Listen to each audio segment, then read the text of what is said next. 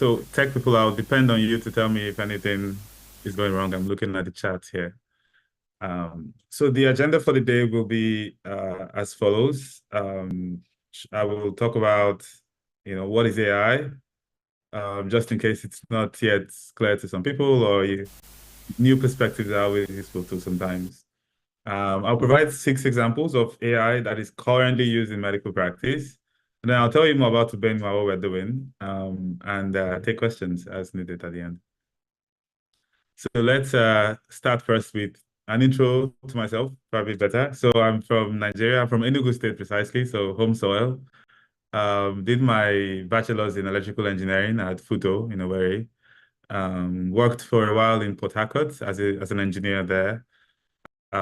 Before I left the country to do a master's, then PhD at Milan McGill University. And then I founded the BNY a few years ago as a way of sort of converting some of the research I was doing into real-world products. So moving on, what is AI? That's a name two letters we hear a lot now in the media, in the news, everywhere, essentially.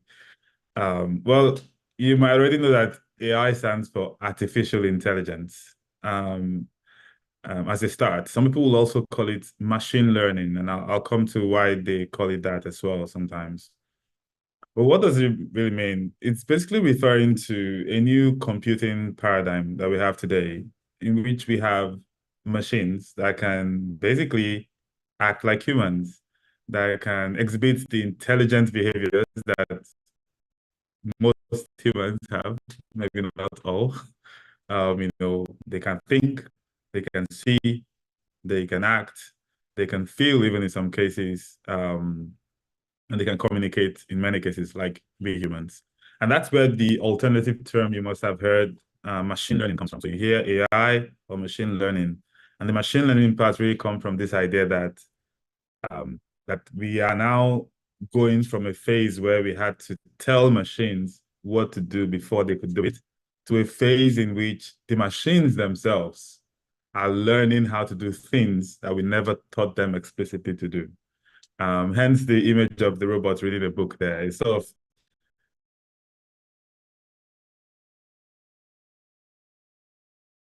a metaphor for what is really going on right now, which is this idea. It's a bit scary too to think about machines do things nobody thought to do, because it also leads to the apocalyptic scenario of machines taking over the world, which I think is less likely, but I won't go into that discussion.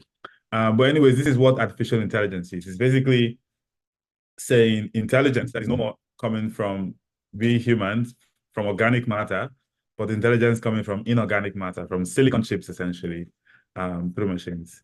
And so that's the theory. What does this mean in practice? I can show some examples of what we call machine learning or AI today. For instance, one of the things we humans can really do is to see, right? The things we see inform the things we think as well, informs the knowledge we build in our brains about the world. And a typical machine learning problem would be, let's teach an algorithm how to identify animals from pictures. Typically in AI is we will gather thousands and millions of pictures of animals, different animals. We will label them. So here is 1,000 pictures of an elephant. Machine, be aware that this is an elephant. Here is 1,000 pictures of a lion. Machine, this is a lion. And we do this for all the categories of animals we care about. And then the machine then just goes into the pixels now of these images and starts to say, okay, if it's an elephant, I should see 2 tusks. I should see this long thing in the front. I should see like big flappy ears, and so on and so forth. And it starts building its model of what an elephant is. In the same way children learn. You show children picture books, lion, goat, cow, and then they build their mental model of it. It's in the same way machines build this model so that when you show it another image now of one of these animals, say an elephant in this case, and ask it, what is this? Just like a child that have learned, it will also tell you, okay, I've seen enough images of an elephant to tell you categorically that this is an elephant. Even though there's a ball in the picture. So, right, you still wanted to identify that elephant and not be deceived that this is a human being playing the football, which is typically where you see footballs. So I don't even know how these elephants learned how to play football, but that's a different topic. So this is one example of AI learning to see. We call this also computer vision as opposed to human vision again. Perhaps another interesting example is teaching robots. So yeah, teaching robots to act in the real world, to walk, to run, to do things. I'm going to play this short video in this case. And what's happening here basically is that I'll just start it first. Um, we've created this simulated robot, and the goal is to get it to walk like a human without falling. And what's happening in this case is we will you see generation 1, 6, 17, 921. This basically means the number of times we've asked this robot to try to walk. So each time we ask it to try to walk, if it does something that is not walking, we will tell it, no, that's not a walk, try again. In the same way you teach a child again to, hey, this is how you walk, and it falls and it starts and it falls until it learns how to walk after several trials. And so we'll see what that looks like now. So this is the first trial. The robot just falls.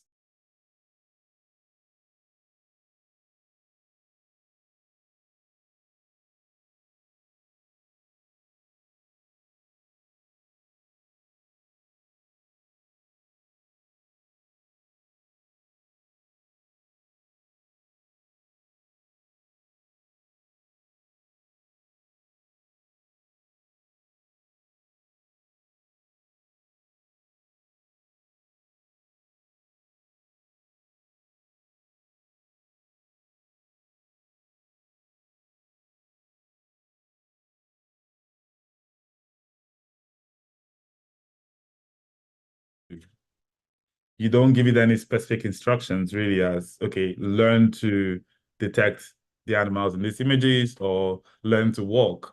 You just tell it that, um, okay, so the meeting will end in 10 minutes. You send me a new link. Okay, I'll keep note. Um, so you just tell the machine that, hey, here are some images. There are a few images here, or one image here that's actually not normal. I just want you to find it. And that's really the idea of anomaly detection. What is the anomaly in these images? And if you think about what we do in medical practice, I say I'm not a doctor, but what we do as clinicians is you are trained to identify anomalies. Like you look at an X-ray and a chest X-ray, and you can identify whether it's a healthy patient X-ray or whether it's a patient with pneumonia, for instance. And so one of the things that machines can do in this AI world is just give it images and say, here are 1,000 images. There is one bad one there, just find it. And usually it's going to be able to do it. It takes, again, iterations and trial and error, and eventually it can find, that, say, the image on the left is healthy patients X-ray, and the last two are X-rays of patients with different kinds of pneumonia. So that's like just some quick examples of what AI is and can do today.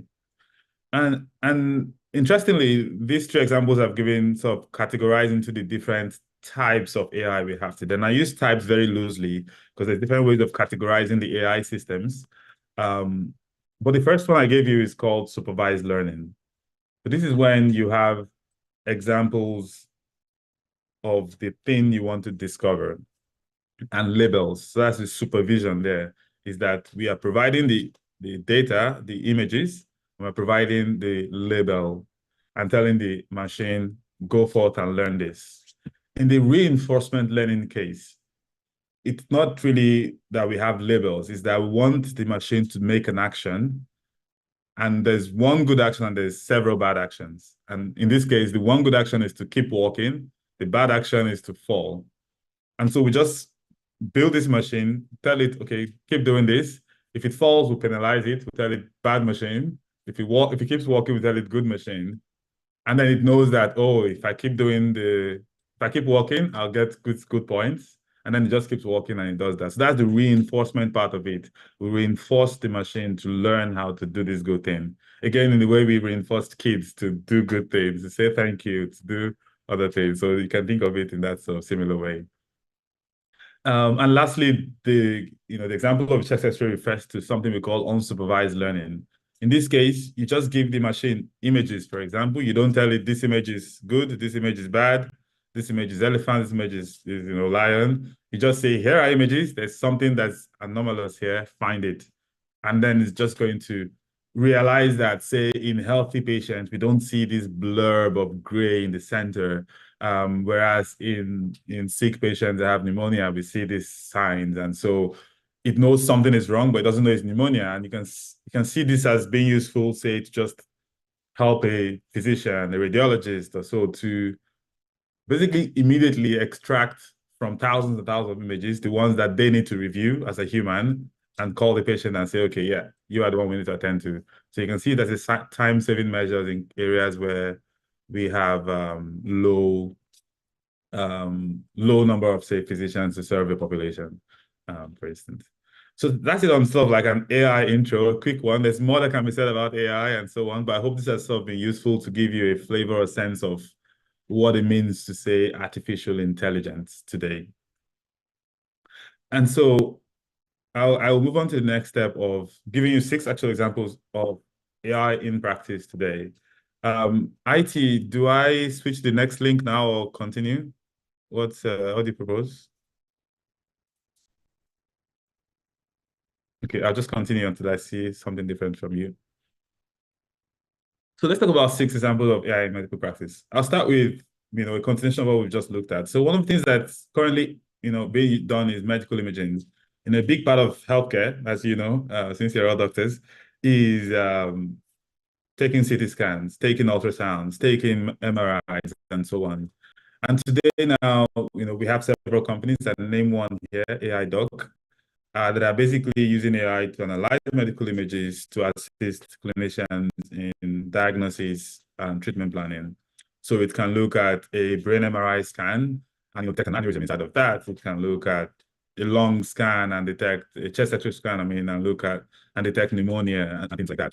As I mentioned, one useful part is one in capacity, helping to do more with less doctors. But the other part actually too that's really interesting is in accuracy, because sometimes we are humans, right? We miss things, especially when it's not too advanced or the disease is not too advanced or too developed.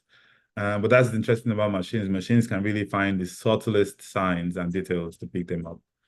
That's one area that's already being used in practice today. Another really interesting one is clinical note taking.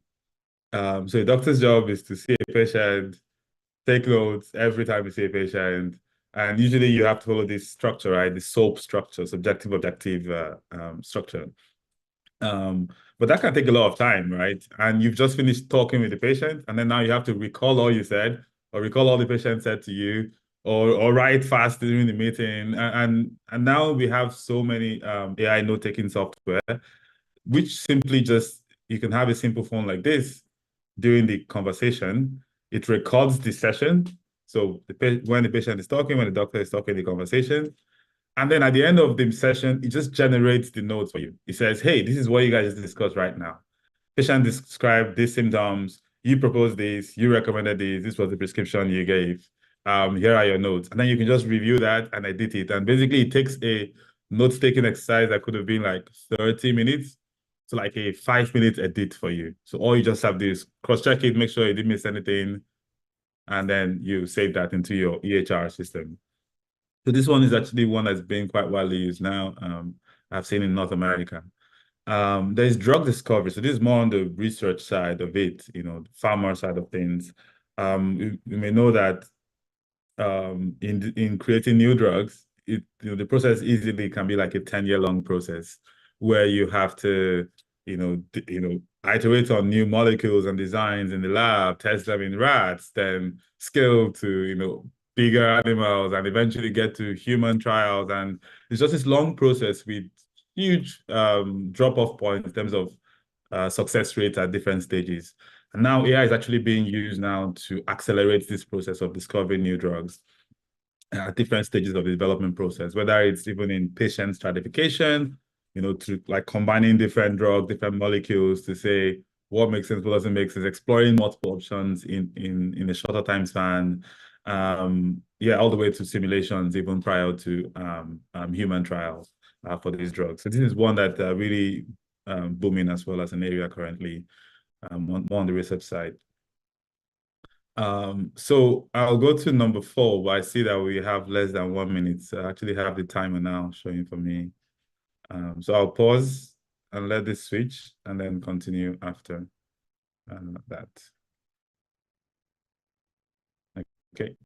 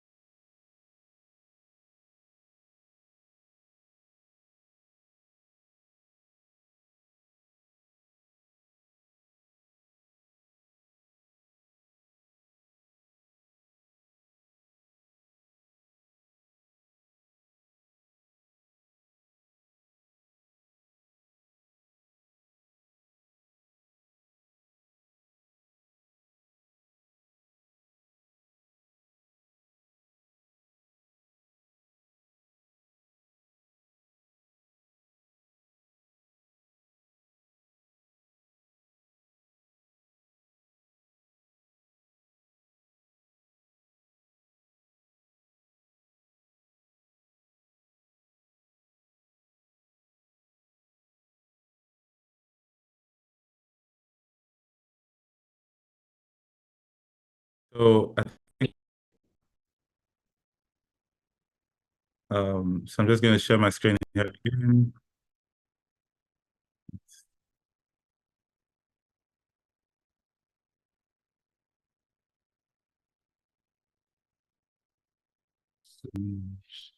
Share.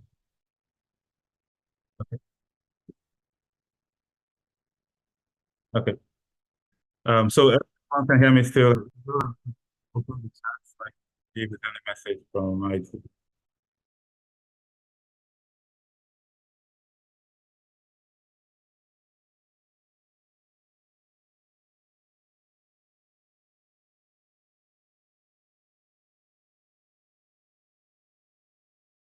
Also, another use in administration. So medical appointment scheduling. So imagine you have so many patients who need to call, to book an appointment with a doctor. Are you going to have everybody 1,000 people call at once? Or can there be a simple interface? They can go to WhatsApp, to any chat interface, and connect to your clinic and just say, speak with an AI chatbot, basically. For instance, here it's saying, "Hi, Alice, this is Dr. Steve Roy in the clinic tomorrow?" And then it answers you that he's around, and then you book, and then you don't have to interact with a human to get the appointment. The benefit, of course, is not that you avoid humans, but is that people can book appointments in the middle of the night, in the middle of the day, whether someone is on seat or not on seat, just by chatting. You can really just get things done.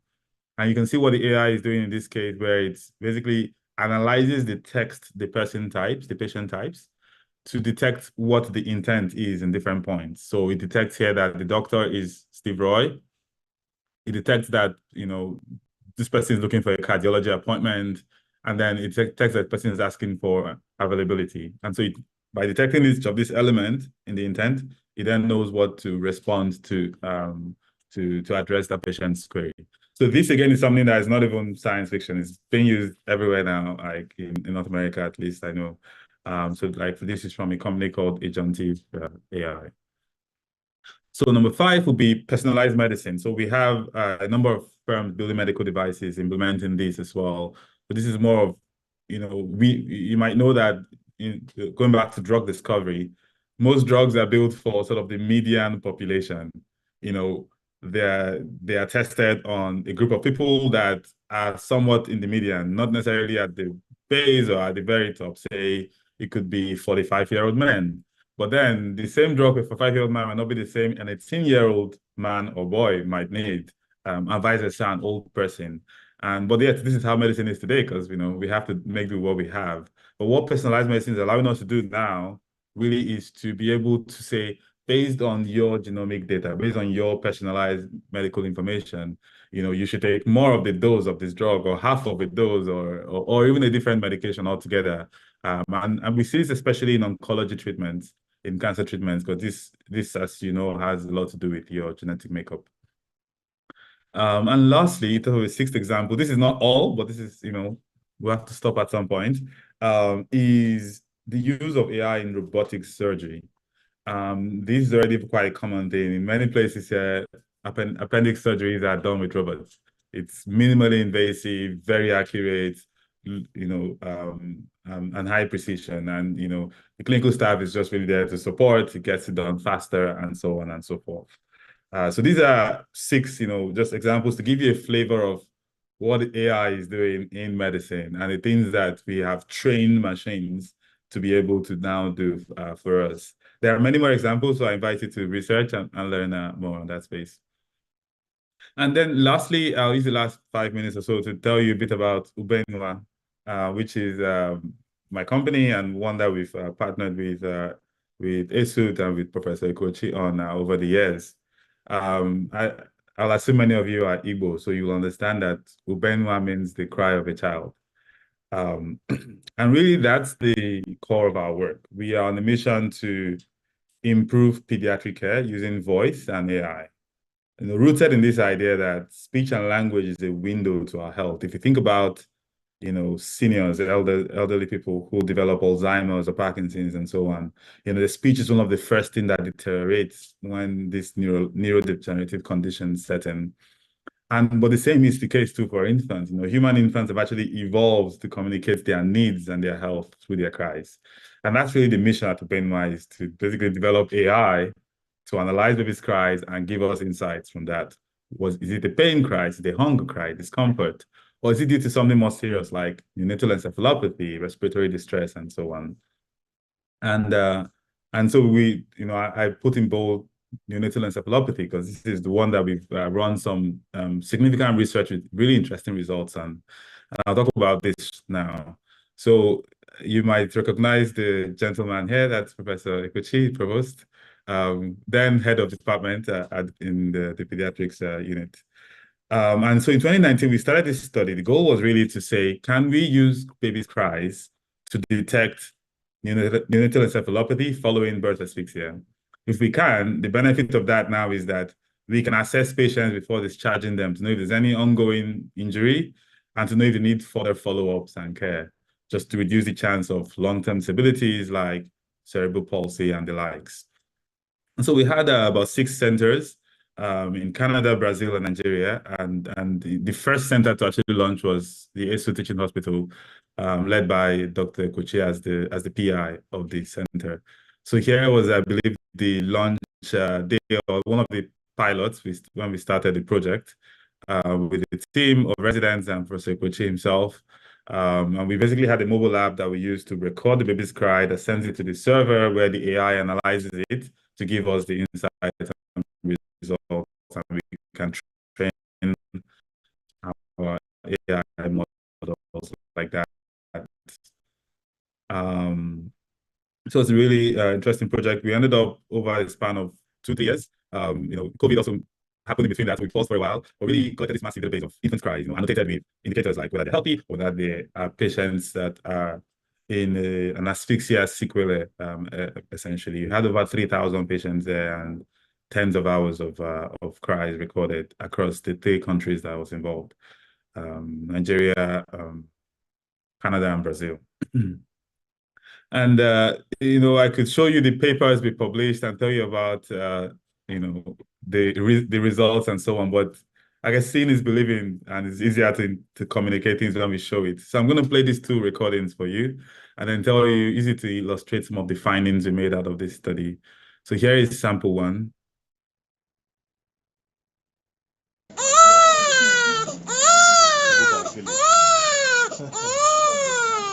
Okay, hope you heard that. And here is sample two.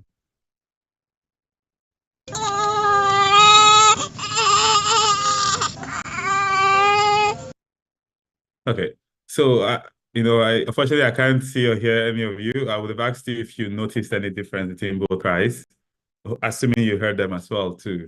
But if you paid attention, you'd have noticed there was something about sample two that was wrong there. And the truth is, sample one was from a happy, healthy baby, while sample two was from a baby with neonatal encephalopathy, recorded in one of our studies. And one of the things we found is that babies' cries actually differ in a particular way, something called the melody type. So what I'm showing here now is the analysis of each of the cries, of the two cries. And we see these bright lines across the screen. This is the pitch of the cry and its harmonics, essentially. And so you notice something interesting, that the healthy baby has this rising, falling pattern, while the sick baby has this flat pattern of the melody. And this is one of the things we steadily saw in healthy patients versus patients that had neurological injury, that they expected this flat melody type pattern.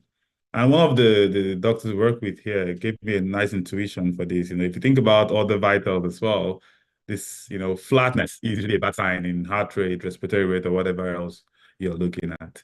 And so that was one of the real key insights we discovered from the infant cry stage, really showing that the baby's cry is not just this noisy signal we hear and can dismiss, but it has information that we can extract, biomarkers that we can actually use to solve problems.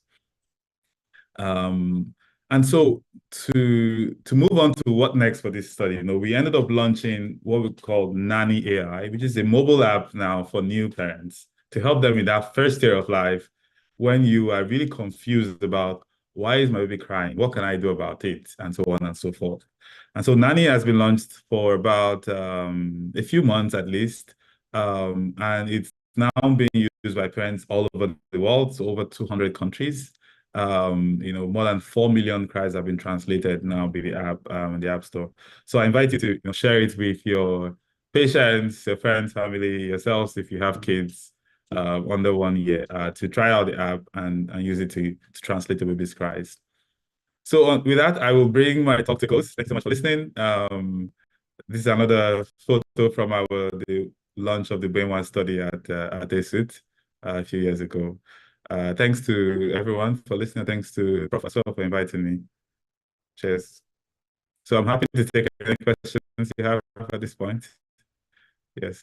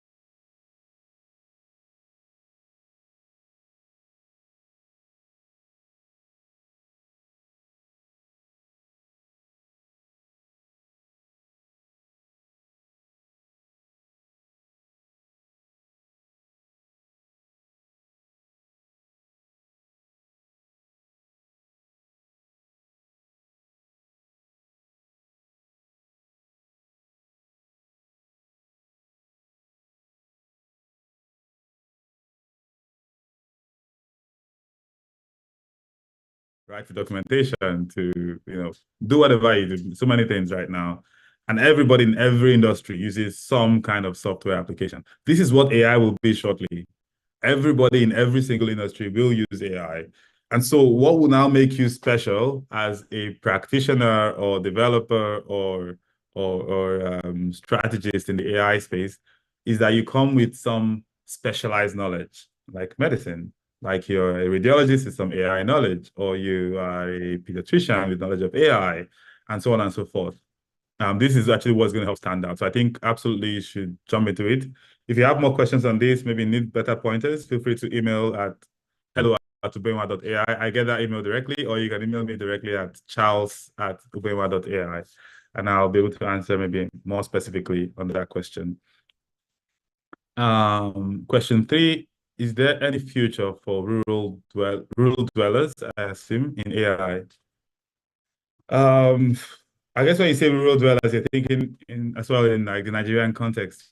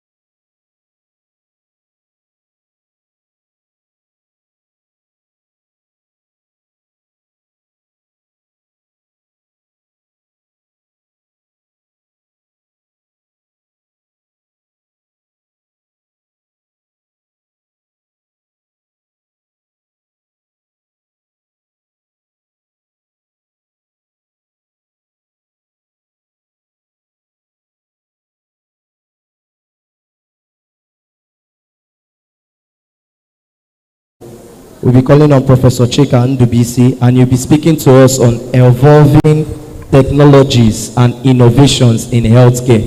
So please, can we clap for him as he come up? Remember, pay attention. They said he has money, so he might ask questions that you will reward us. So, good evening. I think Dr. Kochin wants to set me up for okay, now Provost is here, he will pay. Good evening, everybody. It's good to know that attendance to this event is very good. That means good, yeah, or maybe because of the big strengths and big support. Because I was summoned one afternoon to submit my picture before the 30 minutes. All right, it's been a wonderful day. Good things are we're not here to discuss hostel. Today is a whole meeting. Nobody so nobody should be looking at me. I'm not frowning today. Everybody smiling. That was one I attacked. Right. I did the lecture. This thing is echoing back. Let me have another.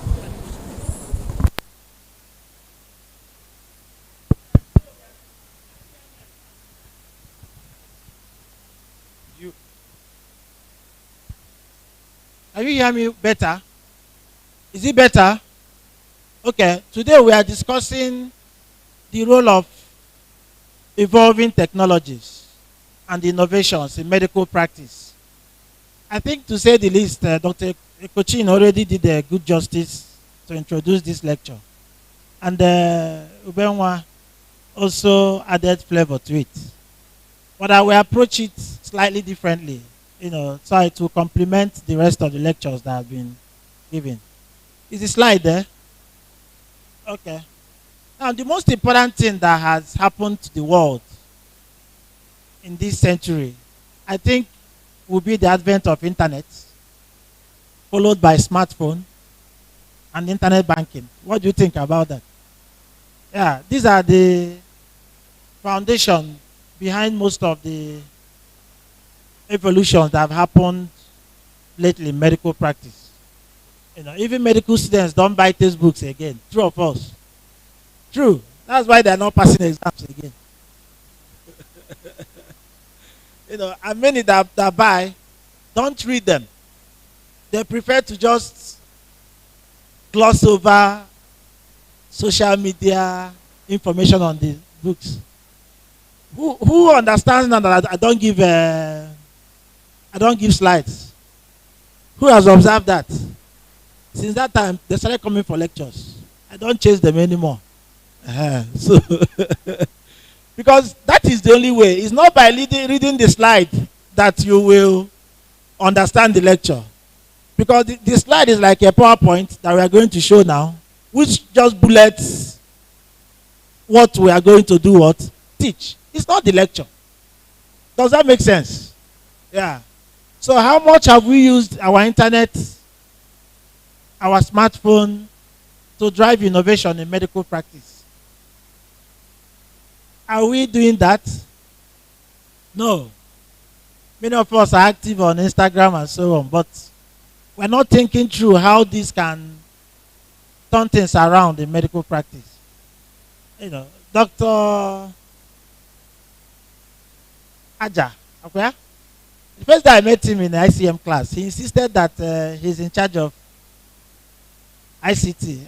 Are you not performing now on that? That is what we want, And what he has done now will help him. Is the slide not ready?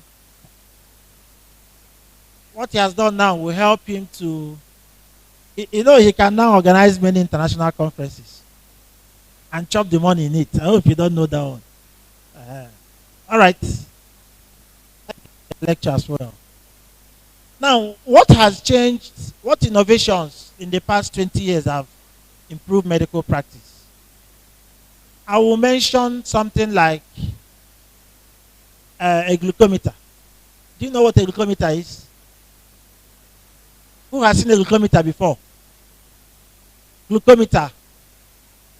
What is it used for? To check blood sugar. When we were house officers, it used to be only in the hospitals. But now every house has a glucometer. Chief, true of us? Yeah. What do you think has happened? I know when my blood sugar will go high. Isn't it? Isn't it?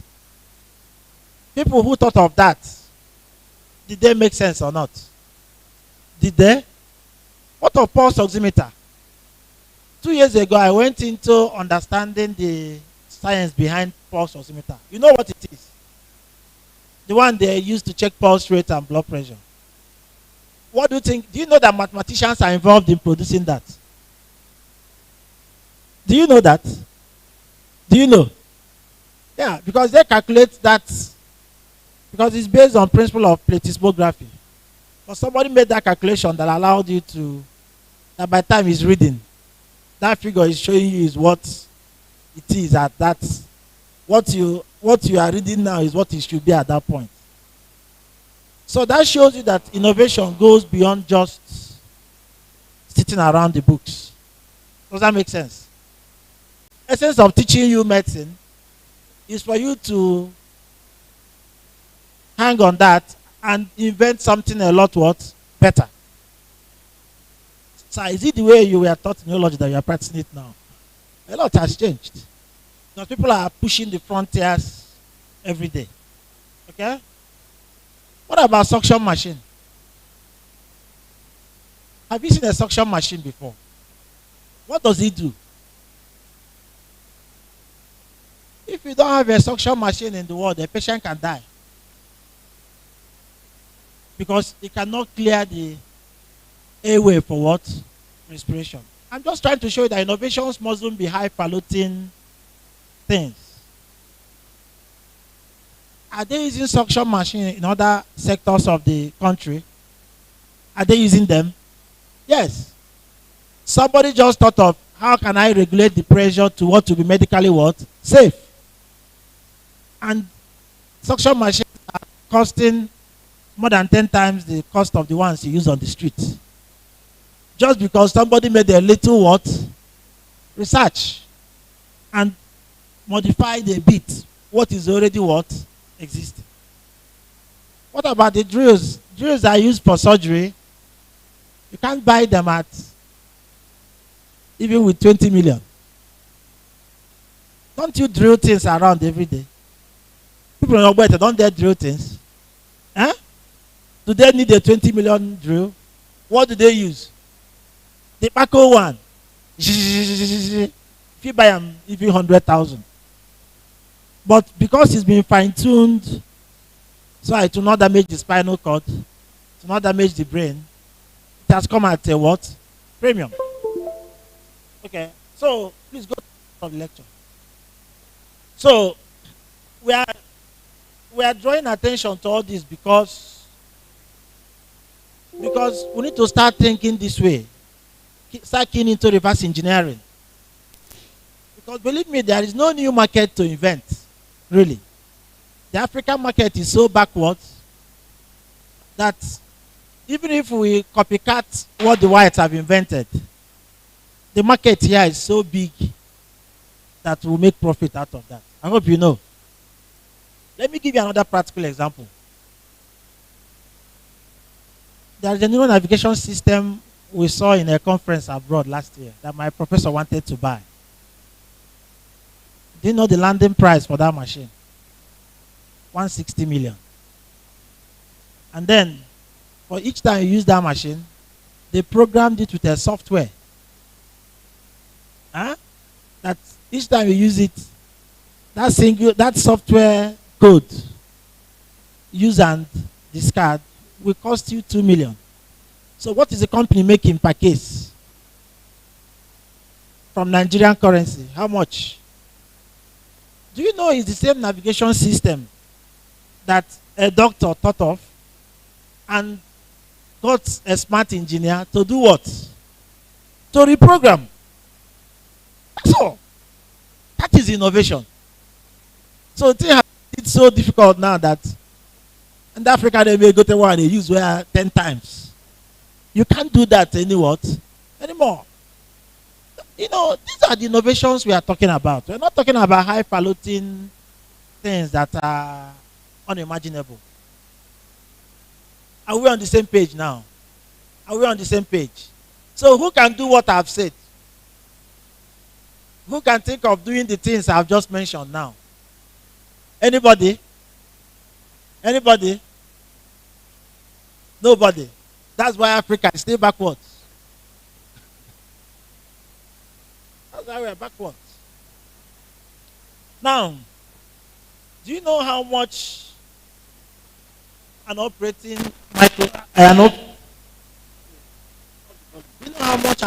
microscope costs?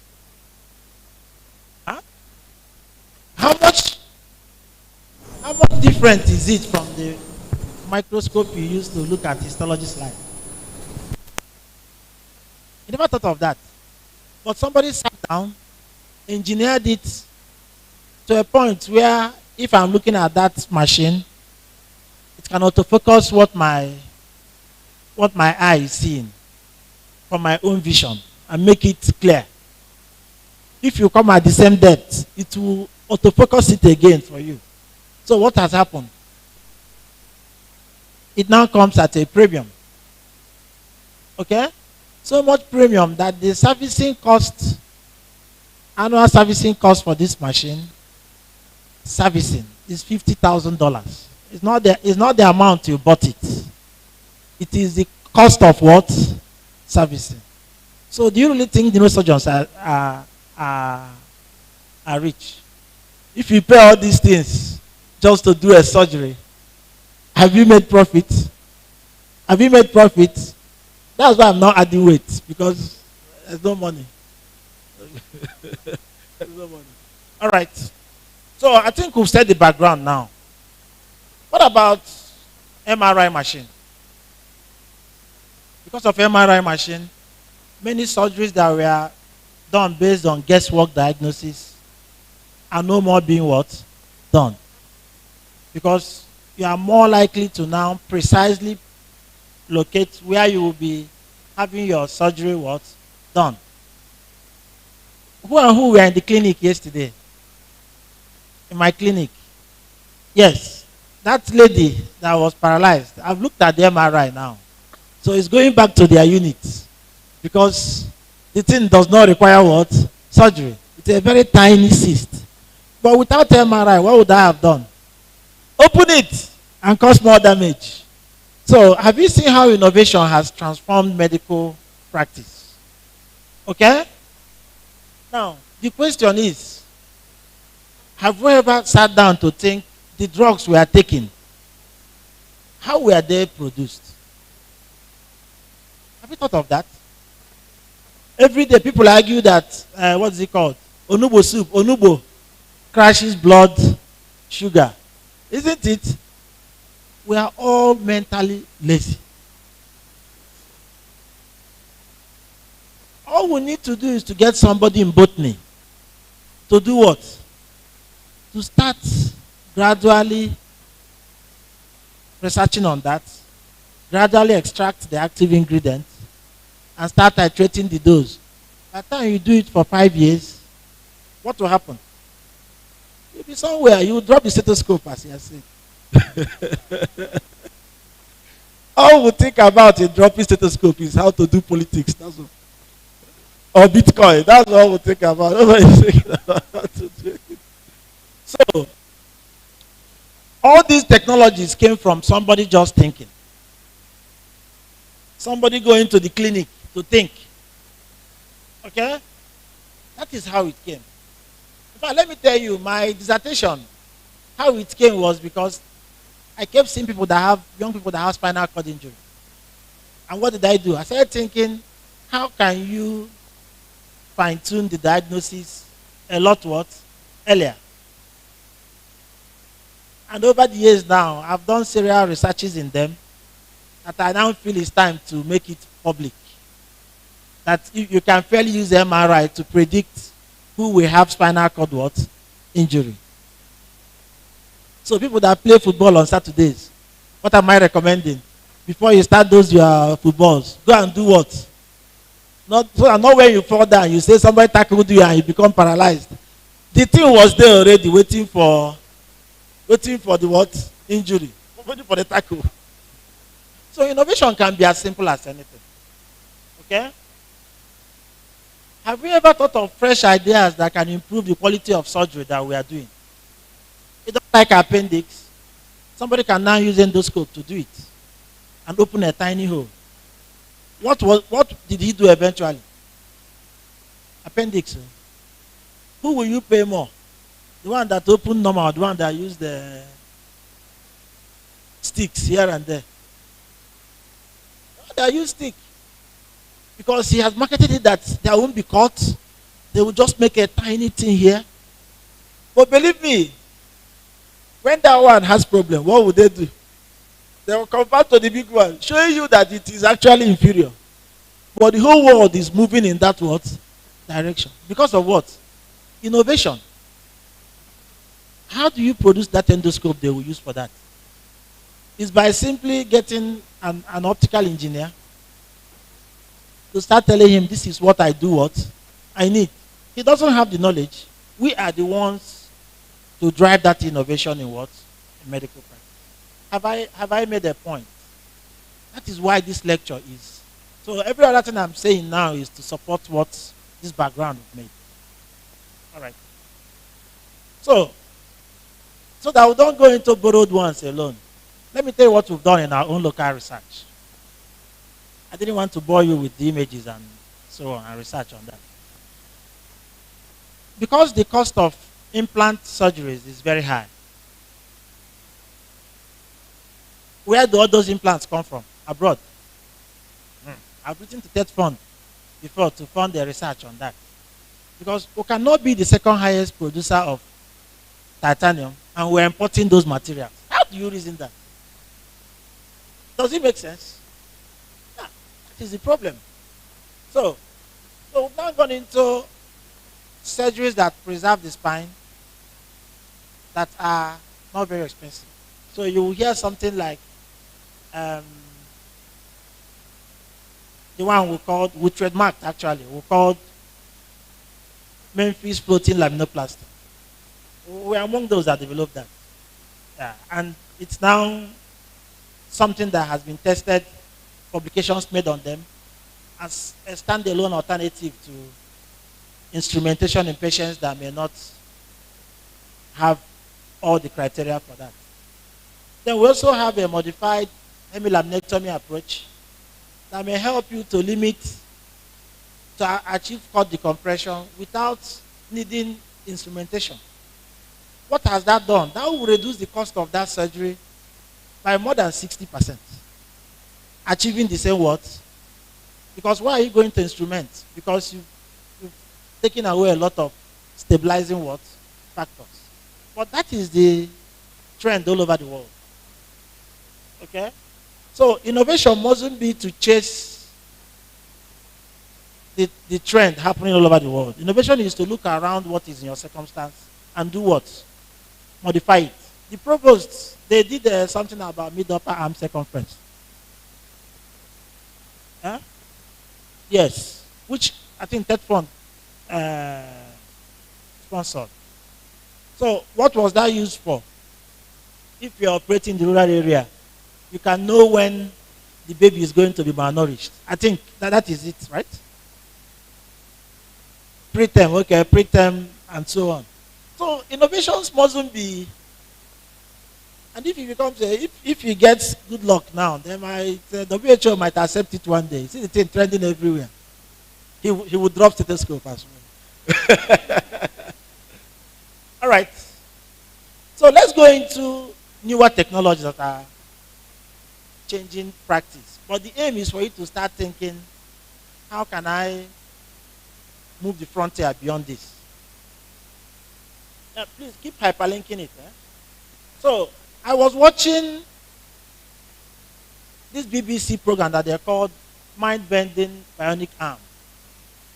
You know, people who are born without hands or who had amputations previously. Yeah, please click it. You know, what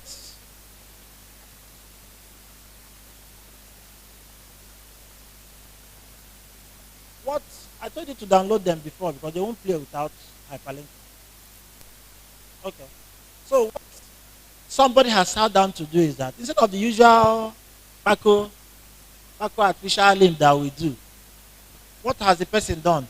He has integrated AI, okay, to wire that artificial prosthesis in a way that the brain can now start doing what? Recognizing that prosthesis as a what? As a so what would they do? The guy can now grab a cup of water. You know, in fact, when I watched it, they were so happy at the process, even saying, I wish it to be affordable. That will solve problem for people who commit suicide because of what? Because they are amputees. Do you know how much they were proposing that to cost? 20,000 US dollars. Yes. That could have been our money. Huh? How much is that? 20M. 30M. It's ready. Village at Torugego, 30 million. Is it not playing? Okay, it's network. All right. So, but it's worth watching. Maybe you could do all those when you get home. So, but does it just stop there? What I'm trying to emphasize is that somebody thought of that this artificial hand can be what? Improved on. People got it to where it became a motorized arm. But now they are now doing it in a way that it now functions the way a normal brain would do what? If you need hotspot, I can give you.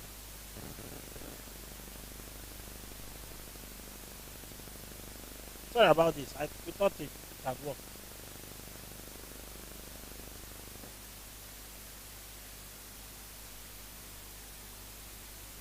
All right, so don't waste time. Let's continue while they are sorting that out. When it's ready to play, let me know. What about people who do other simple things? You know, this looks like you are training a robot now, isn't it? To now start doing something. How did robots help during the COVID time? Huh?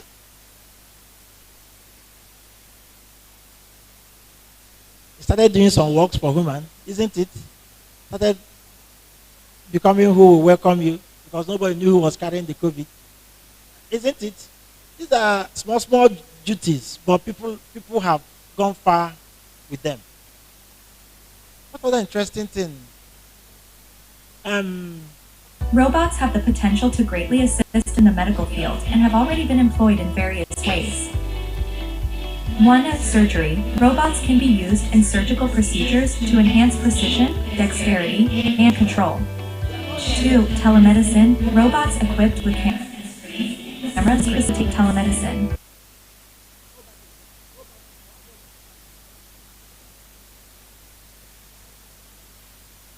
Robots have the potential to greatly assist in the medical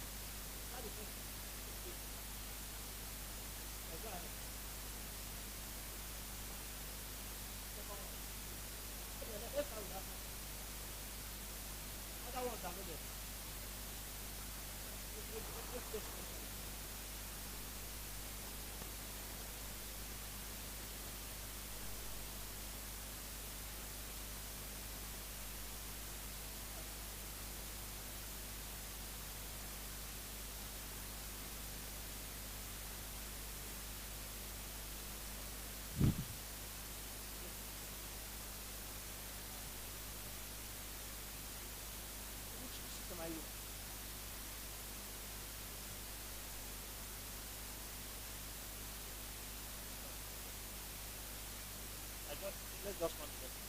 People can watch it at their home.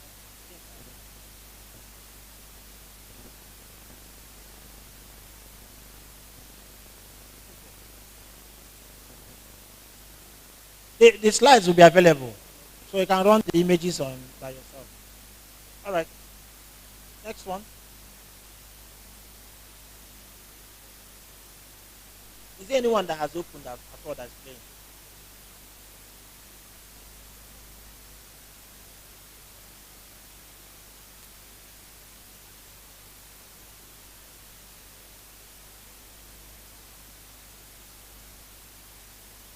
All right.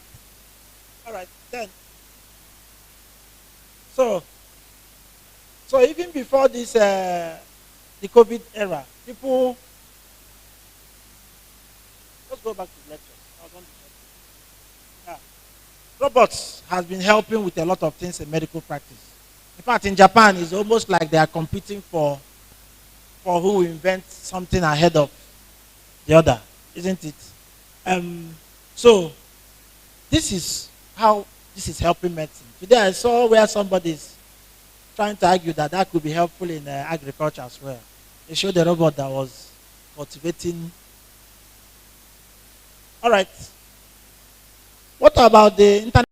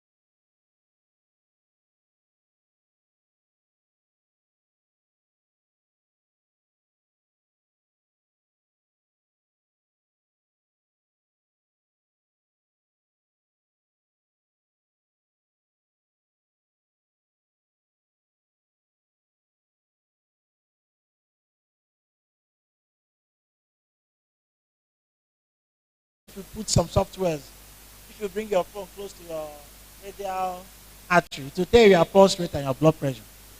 You know, these are all, they are cashing out without them coming to what? Coming to what?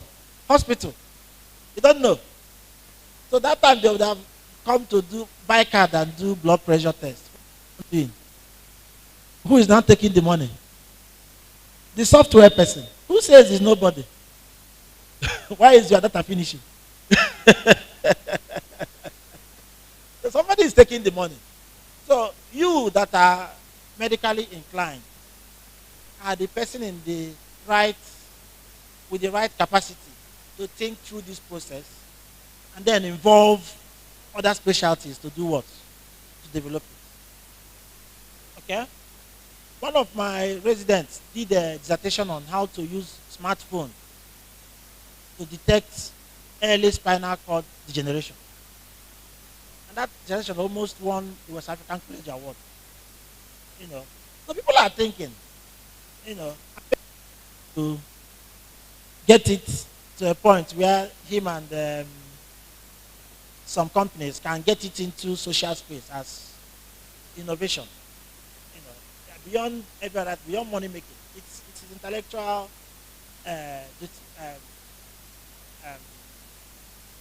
property. You know, but now that I've said it here now, maybe 2 years time he doesn't do it, somebody else will do that and patent it because the person's property.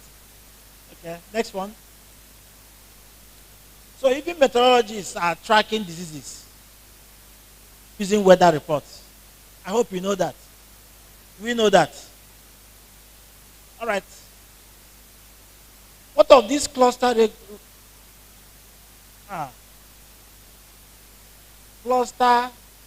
regulated interspaced short palindromic repeats gene editing technology?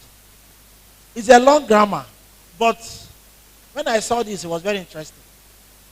You know, it's a very expensive technology, but they are trying to use it to evolve how to manage genetic diseases like sickle cell, you know, another gene-acquired diseases. You know what it does? They will make you a plastic, and then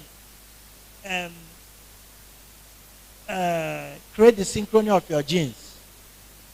Identify that gene segment as abnormal and do what? Strike it off. And then replace it with another what?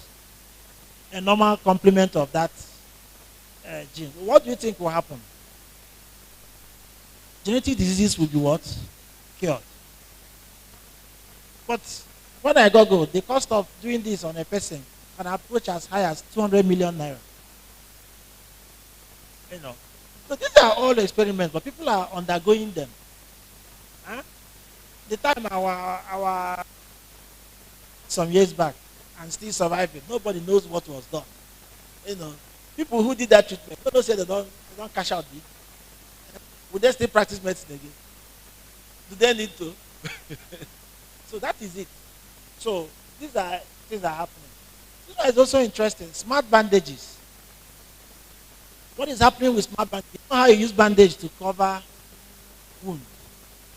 Some people have gone to produce chips and program them so that that chip there can now regulate the needed nutrients in that local wound environment.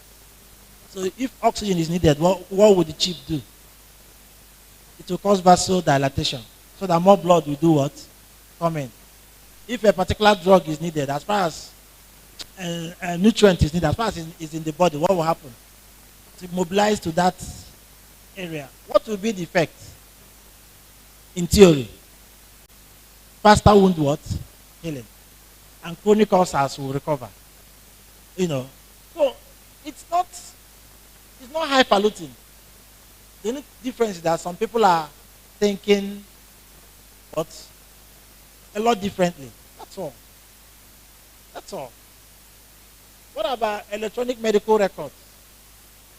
That one is low-hanging fruit. I've seen many people now who are doing it more are even engineers. By right, who should handle EMRs?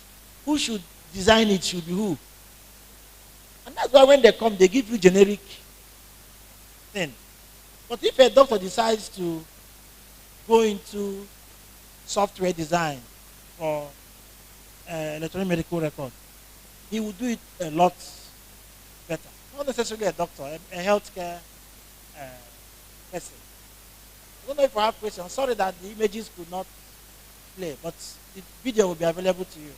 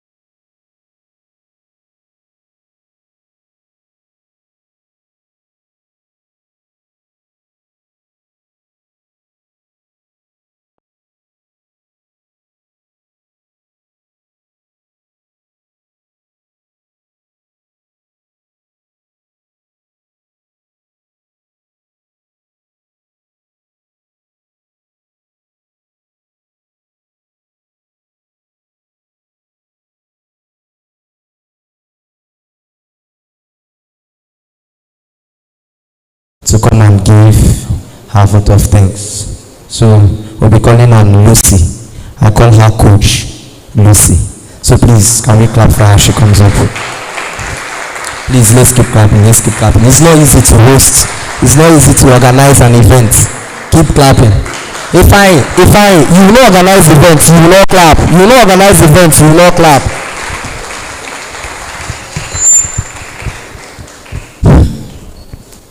Good evening, ladies and gentlemen, esteemed guests and dear friends.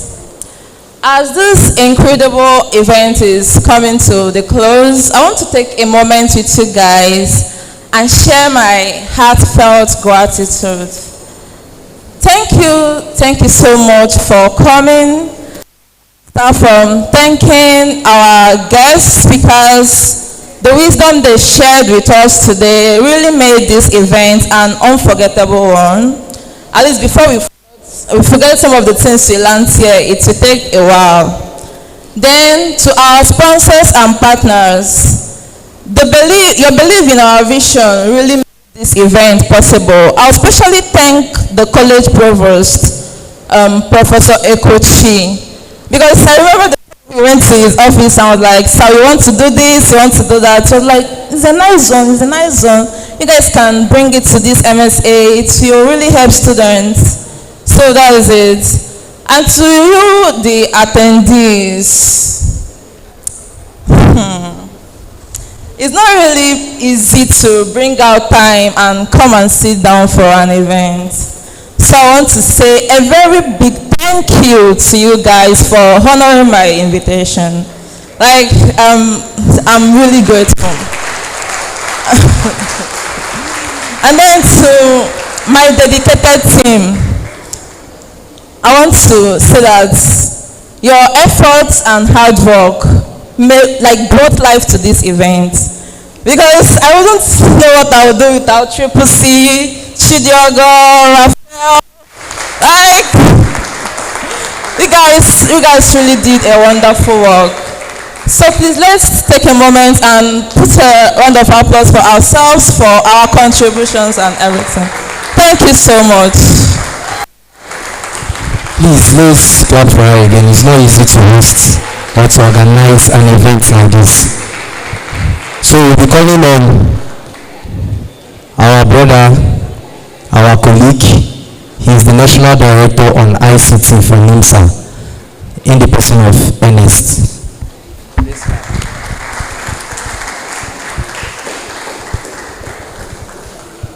Thank you so much. Thank you so much. I really, really appreciate. I've been going around throughout this week and the whole struggle paid off. I am so happy. Thank you so, so much. And you'll be getting your certificate of participation very soon. Very soon. I wouldn't promise you it will come today or tomorrow, but I know before the next one, because we had over 150 people So we need to keep imputing the names in all the certificates. So you would get your certificates at most in the next 1 week. We'll send it to your email or to your WhatsApp number. And thank you so much for coming around. I appreciate. And I was just speaking with the NiMSA president a few minutes ago, and he said I should also thank you all for him for coming around. And sometime he would probably come to our MSA and he would be able to meet a few of us. I really appreciate the fact that you came around. Thank you so much. Thank you so much. So the provost said I should tell you something. He said he is very happy to have you all here. He said he's a proud provost to have people who would come around to hear this lecture. He put in a lot. He put in a whole lot to make sure that this stuff comes alive.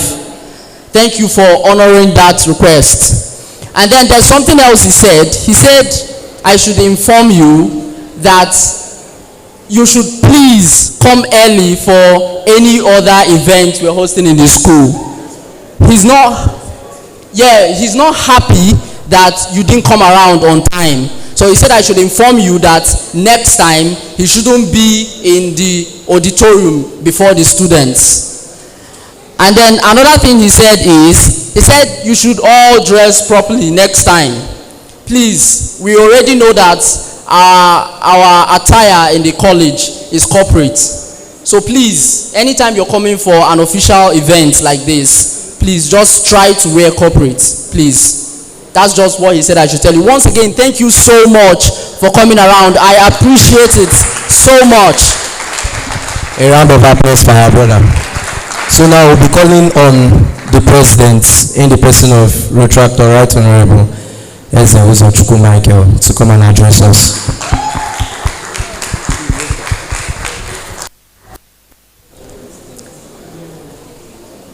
Of the greatest Nigerian students, first of all, I would like to appreciate, though he has left, the provost, our speakers, especially my prof, my teacher, the student coordinator, the great neurosurgeon, Professor Ndibu. Thank you so much, sir. We are grateful. We are really grateful. Then at the same time, I would like to appreciate the local officer on ICT, NiMSA, and the person of Lucy Ono. You know, the thing is this. Stand up. For real. You just did something that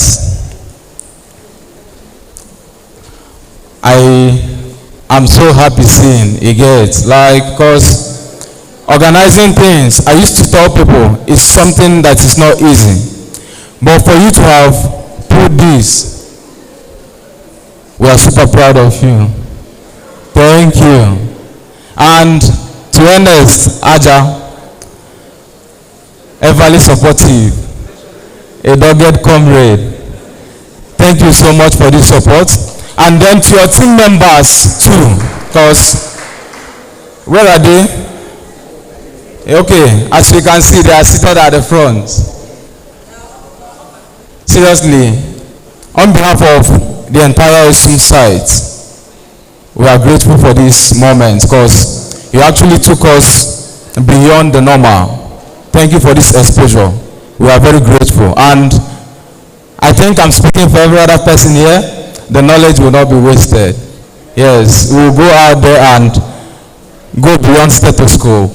Yes, we will do something spectacular, unique things. So for everyone that came out to get this knowledge, one thing is to learn, another thing is to implement. I believe in you all, and I know that we will take medicine far better. Like, we'll turn it into something better than we met it. And for my people, the 100 level students that came down from Albany for this very moment, thanks to you all. Thanks to the leaders of the class. Yes, you guys have exams next week, and despite that, you came out for this very program. We are grateful, and we look forward to you guys joining us here in Parkland. I pray for 100% pass to you all. So, with this, he has given the message from the provost. Just the way he said it, that's the way the provost, he actually quoted the provost. So please, let's always represent our college in good standing. Thanks to everyone. Thanks to everyone. Thanks to everyone. So please,